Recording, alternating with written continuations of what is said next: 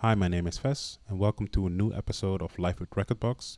In this episode, I'll talk about the preference settings that are available in Rekordbox. We'll start off in export mode and the settings that are available there, and then continue to performance mode, which will have a few more settings that are available.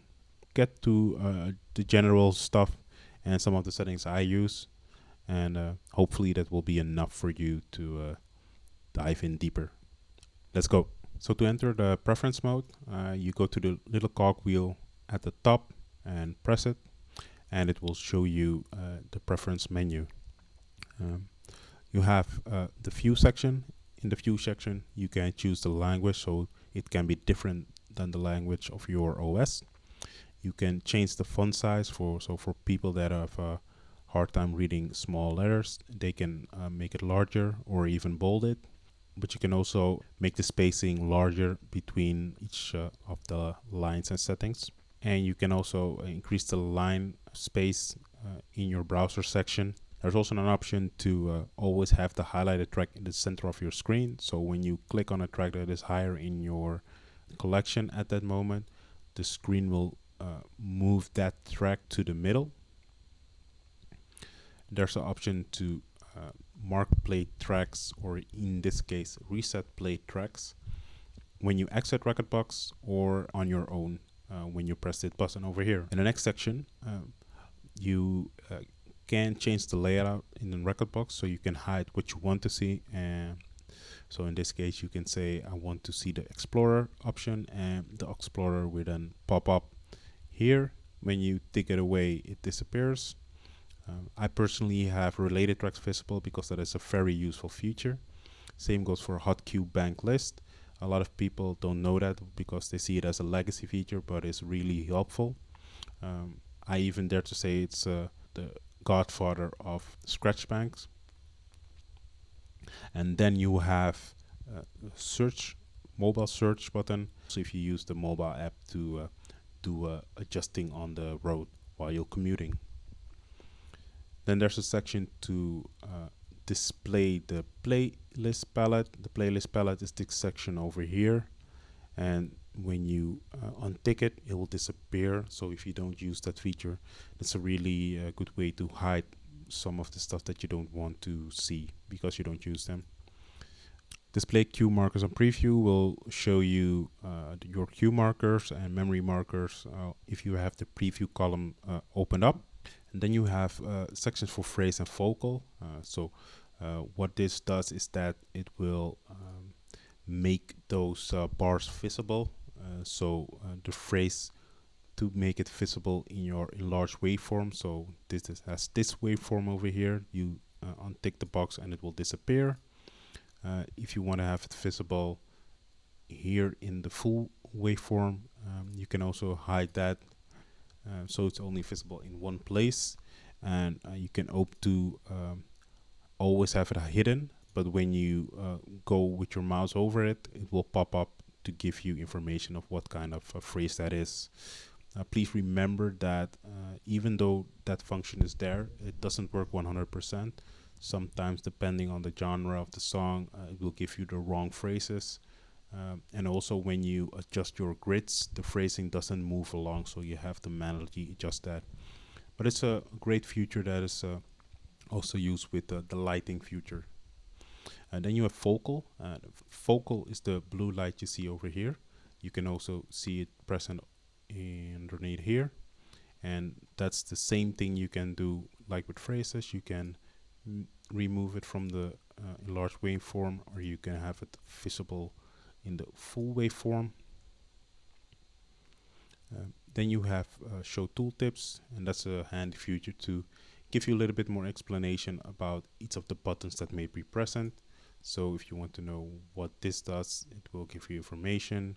If you want to know what this means, it will say that, what this means, what this means.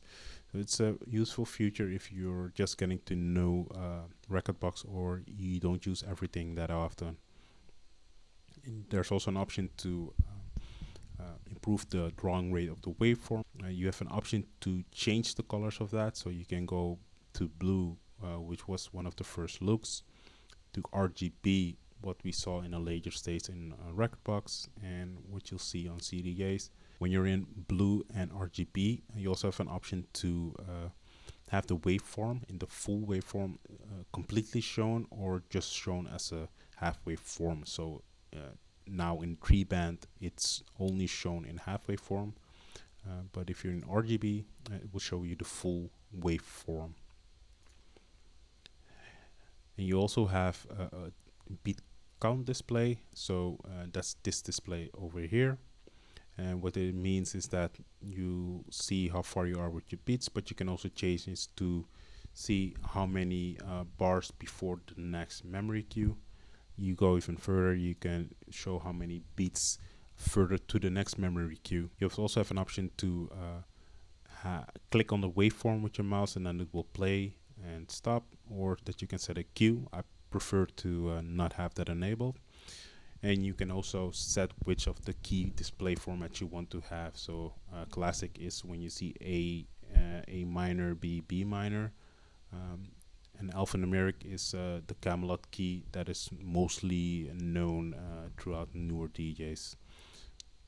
And traffic light is a really great feature that will actually show you on any related keys to the track you're currently playing, or the deck that you have assigned as master, or for the traffic light to look at. So in this case, player A has to be selected, and it will show me all related tracks +2 for what I have selected. So I have a 7A song, and it will look at 8A, it will look at 7B, it would look at 6A, and most likely also at 9A.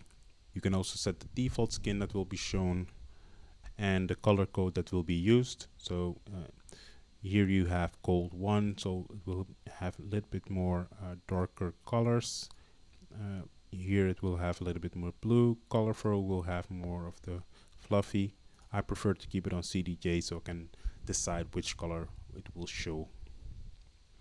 In the audio section, you can determine what kind of sound you want to know for the metronome. Metronome is that ticking sound that you hear when you have it enabled that hits the BPM marker. So that way you can know if your beat matches the BPM. You can lower the volume or make it more. You can pick which controller or audio source, audio interface you want to use. You can also select the sample rate for that. In a normal situation, in performance mode, you can also select the buffer size.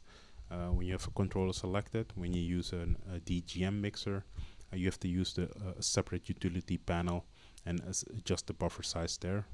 And you can also adjust channels related to that device that is connected. In the analysis section, you can decide which of the analysis modes you want to use. If you use normal, if you mainly look for a 4/4 pattern and base the BPM on that.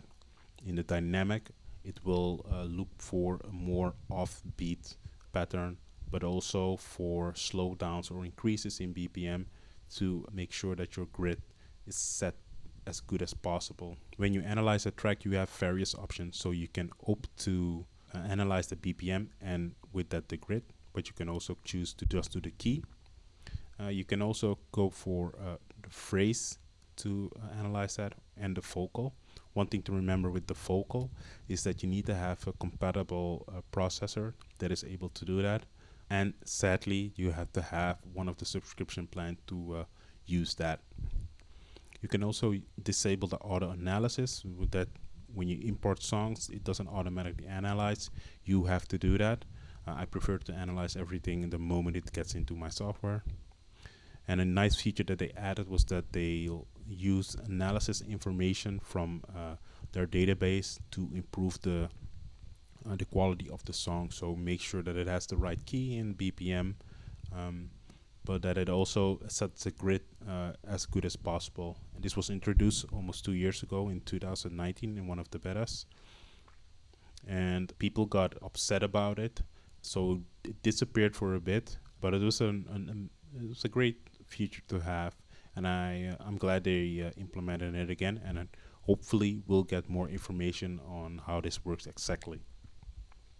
You can also have the option set to have a memory queue at the first beat the moment it analyzes.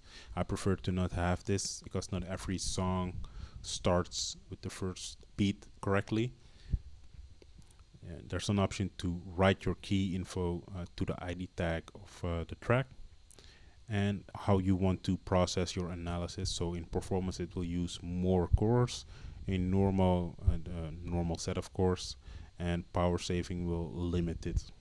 Then there's a section for DJ system, and DJ system is more related to your USB stick and the CDJs. So you can choose what kind of waveform display you want to choose. As we saw in view, you can determine where you want the marker to be displayed. Here in the software, it's in the middle. On a CDJ, you can have it more to the left. And based on which waveform color you choose, you can have another half or full. 3-band makes it automatically half.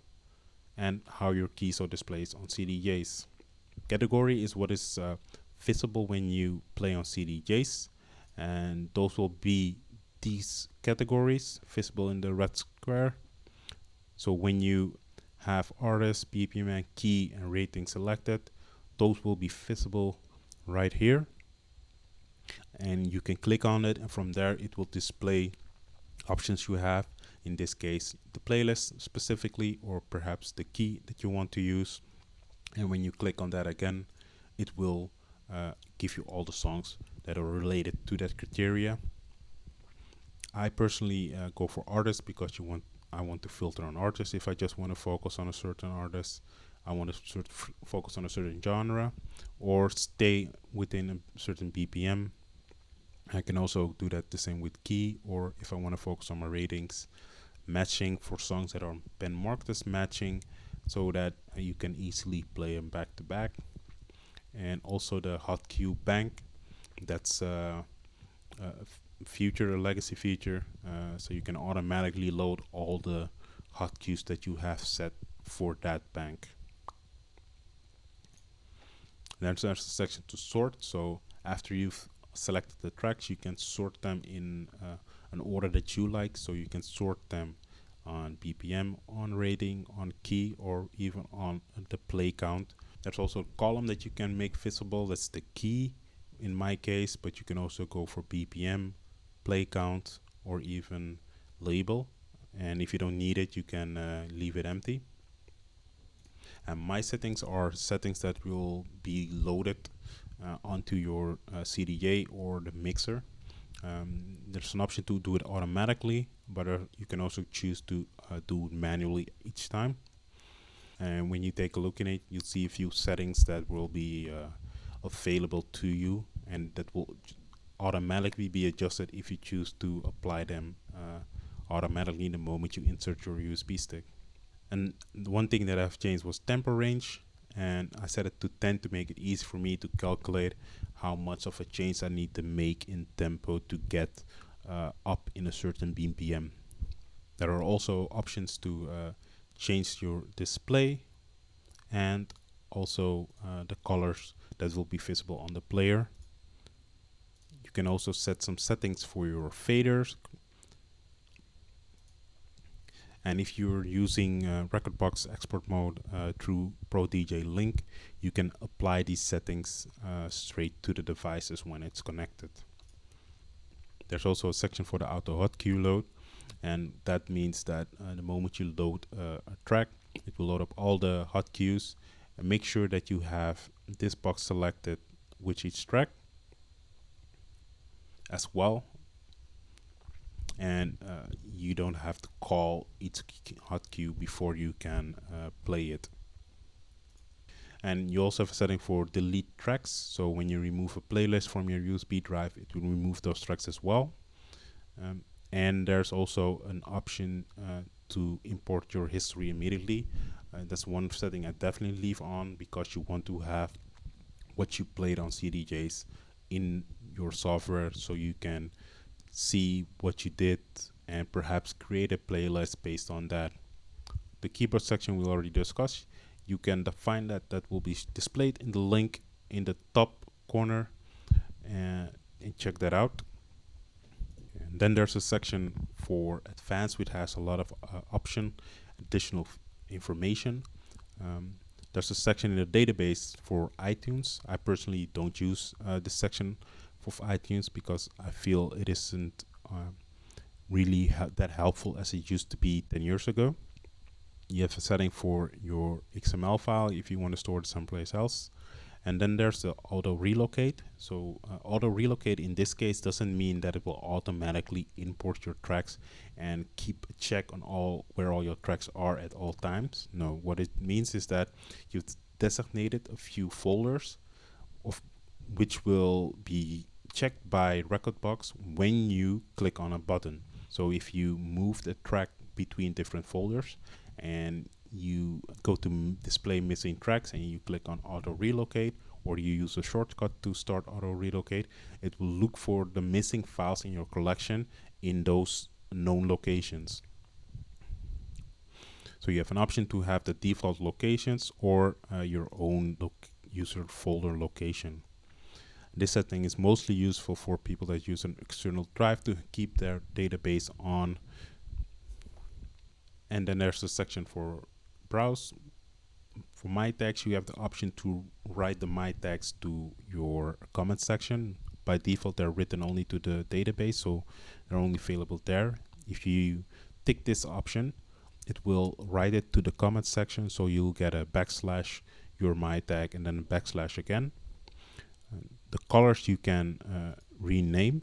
I chose to give a few colors a name. So red for me means a song that is rare and I haven't been able to find it in a higher quality. Orange and yellow is for me to fix the BPM or the grid because something is odd there. And I know that when I play these tracks that I shouldn't focus on the BPM or the grid, but I should really be using my ears like most DJs should actually do. And then I have cancelled as a color as well, and that's for the artists that have been publicly cancelled, but might still be popular to play. So like the Baby or Lil Wayne are artists that aren't really supported like they were in the past. So I have that as an extra reminder to double check with the promoter or double check with a crowd if they're into that. And then I also have a color to not play a track on a big stage. So sometimes I hear that a track has something that's off and it might not sound that well on a big speaker, but it might sound good enough in a small bar or something. With the right speaker setup, I'll decide to not play this song on that, but it's an extra indicator for me to just be alert about tracks that have it. Then there's a setting for your track information to be displayed on Kuvo. There's a CAS option to display your playlist quicker. The drop-down menu function setting for this means that rather than right-clicking on a track, you long press and it will give you the same option. Handy for people that aren't that good with a mouse. And there's an option for the tag list, so you can delete a track from the tag list when you load it.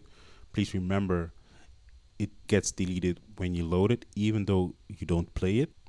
And there's an option to delete all the tracks that are in the tag list when you close Rekordbox. I do hope that they add an option to have the track removed when it's been designated in a test that has been assigned to master. And last, library protection option to prevent somebody from changing your tags, from changing your cues and stuff like that. And if you want to have somebody play in your with your collection, but you don't want them changing things all around. The recording settings will give you options to tweak the settings for your recording so it automatically starts and stops, or that it will only start recording above a certain threshold. One setting I have enabled is that it will always give me the menu, pop-up menu, to insert the track information of a recording, so I can give it a name of my name, the album, or in this case I would call it a series or a show, and the name of the mix. You have library sync, and library sync tab got introduced with Rekordbox 6. And here you have the ability to set settings for use with Dropbox. So you can choose to have tracks be moved to the Dropbox folder and then upload it to the cloud, or that it will make a copy of your song and then upload that to the cloud. I personally have it set to move, so it can move the file to the Dropbox project, not for the space, but more that I don't have any duplicates on my drive. There's one danger with this: it will change the name of your file name, and that has made me a little bit more hesitant to use the feature in that way, because I really work hard on my tags and file name to have them all in the same way. So when a different software changes that, it takes the control away. I hope that there's a way that will change, but I personally don't think so, because it's with the naming conventions and the length that is possible. In case you have a track that you uploaded from a different computer and you want to move it on your first computer, but it doesn't know the original location, it will place those tracks in the cloud folder. Same for the mobile library sync. If you have tracks that you imported in Rekordbox, the mobile app, and the location isn't known, it will place those songs in this folder over here. You can name your computer by essentially also your database. You can have some options for the sync.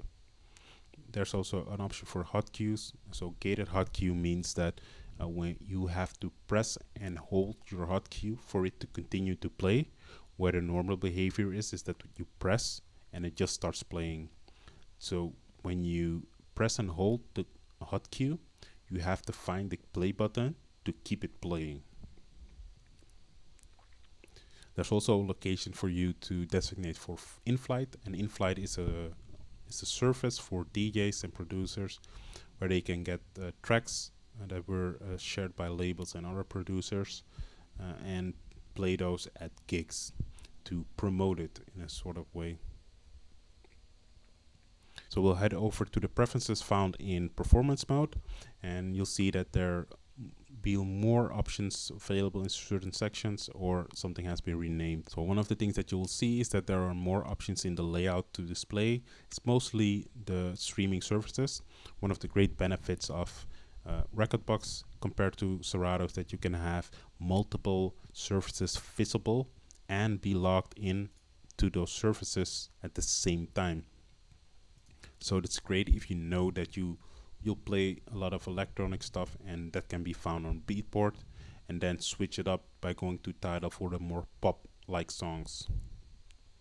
Another feature that is available as setting, that is the OSC sampler. So you can make samples of the track in your DAC and then reuse those. You can change the look of the pad, so instead of it being a list, you can make it a little bit bigger to make them like pads.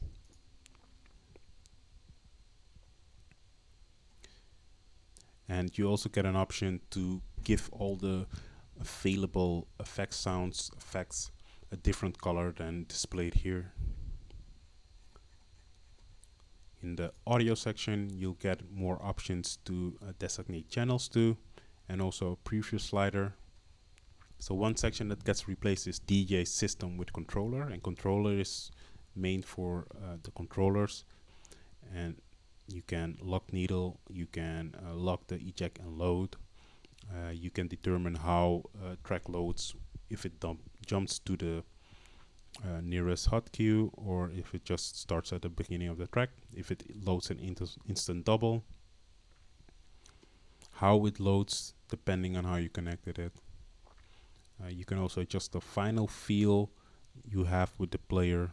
You can also opt to automatically play a song that is in the list. I personally have this disabled because you don't want to have that when a track is near the end, that it automatically continues with a different track. It's already wrong that you played a track till the end and didn't have anything else ready, but for it to continue to play, it's not the best idea unless you just want to play it like a jukebox. There's also an option for able to link. I have the option to elite slow the link sub-screen so that I can click it and then enable it. You have a section for the mixer, which is similar to what we had. Effects and sampler, where you can choose the location of where you want to save your samples. And there's also a section for quantize, and here I disabled hot cue so that when I press the hot cue, it will play from the moment that I press it and not a beat before or after, depending on the position. When you have finger drum play, you want to be able to have it respond as quick as possibly. And when you set a loop, you want it to, after the loop is precise and not a little bit off. So depending on how you like to play, check out the settings, play around with them, and you can see what works best for you.